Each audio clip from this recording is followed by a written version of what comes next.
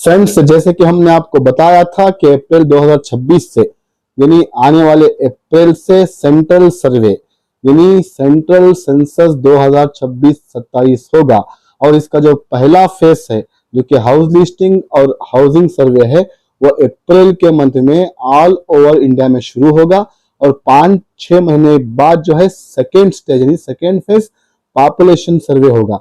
तो हमने आपको यही बताया था कि जो सर्वे अप्रैल में शुरू होने वाला है ऑल ओवर इंडिया में, कर्नाटक में भी शुरू होगा, जिसके अंदर कम से कम 33 सवालात पूछे जाएंगे आपसे।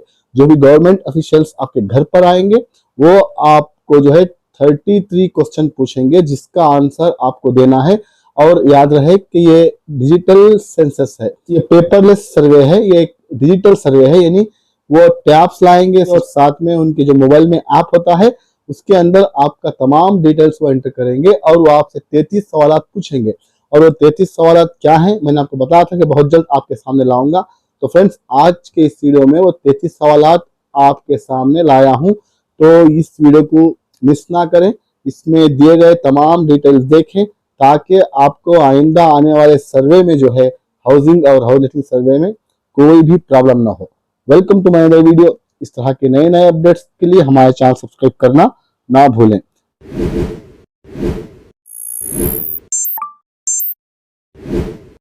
तो फ्रेंड्स, अब देख सकते हैं आपकी स्क्रीन पर, मैं यहाँ पर आपको डिटेल से बताने वाला हूँ।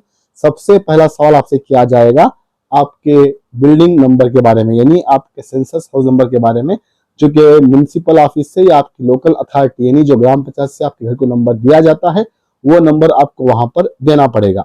उसके बाद आता है फ्रेंड्स यहाँ पर जो है आपके घर का फ्लोर, वहां पर कौन सा मटेरियल इस्तेमाल हुआ है, या मिट्टी का है या फिर सीमेंट का है या टाइल्स का है, ये यहाँ पर आपको एंटर करना पड़ेगा।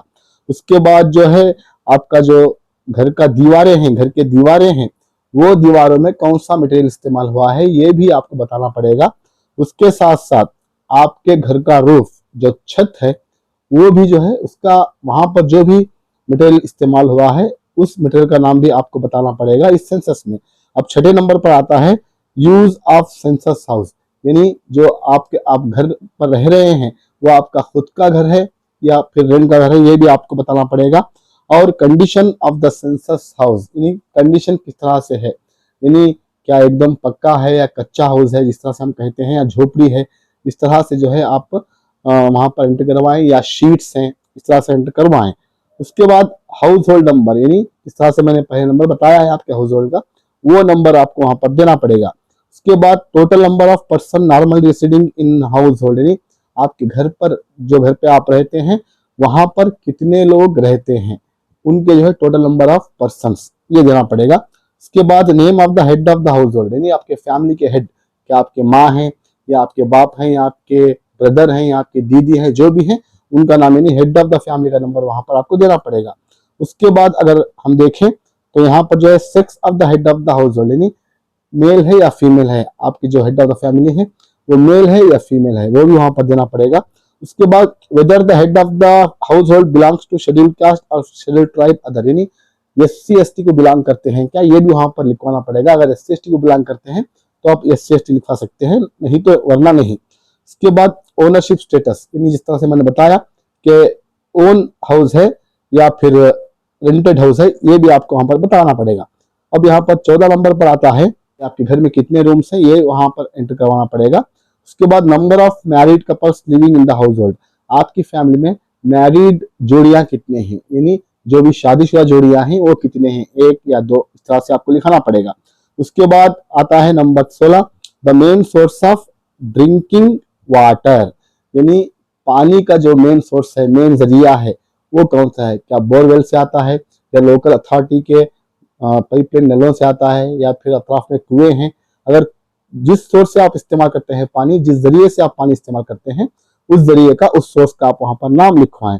उसके बाद आता है 18 नंबर पर, सॉरी 17 नंबर पर availability of drinking water source, क्या आपके एरिया में जहाँ पर आपका घर है वहां पर पानी का इंतजाम है या नहीं, पानी की अवेलेबिलिटी है या नहीं, ये भी वहां पर आपको मेंशन करना पड़ेगा।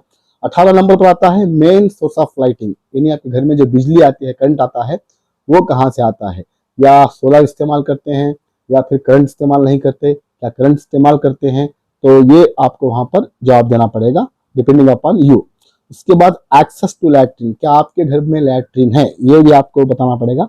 तो यहाँ पर नेक्स्ट नंबर आता है नंबर 19, टाइप ऑफ लैट्रिन, आपके घर में लैट्रिन कौन सा है, या इंडियन है या कोई दूसरा है, ये आपको लिखना पड़ेगा। उसके बाद वेस्ट वाटर आउटलेट, आपके घर में जो वेस्ट पानी आता है बाथरूम से हो या किचन से हो, उसका जो आउटलेट है वो कैसा है, क्या बाहर नाली है, पाइपलाइन है, या कोई नाला है, या कोई कुआं है इसका, या तालाब में जाता है, इस तरह के डिटेल्स आपको वहां पर एंटर करवाना पड़ेगा। उसके बाद अवेलेबिलिटी ऑफ बाथिंग फैसिलिटी, यानी नहाने के लिए आपको जो है फैसिलिटी है या नहीं आपके घर पर, ये भी आपको बताना पड़ेगा। उसके बाद जो है 23 नंबर पर आता है availability of kitchen and LPG PNG connection, यानी आपके किचन में एलपीजी और पीएनजी गैस सिलेंडर का कनेक्शन है या नहीं, ये भी आपको एंटर करवाना पड़ेगा।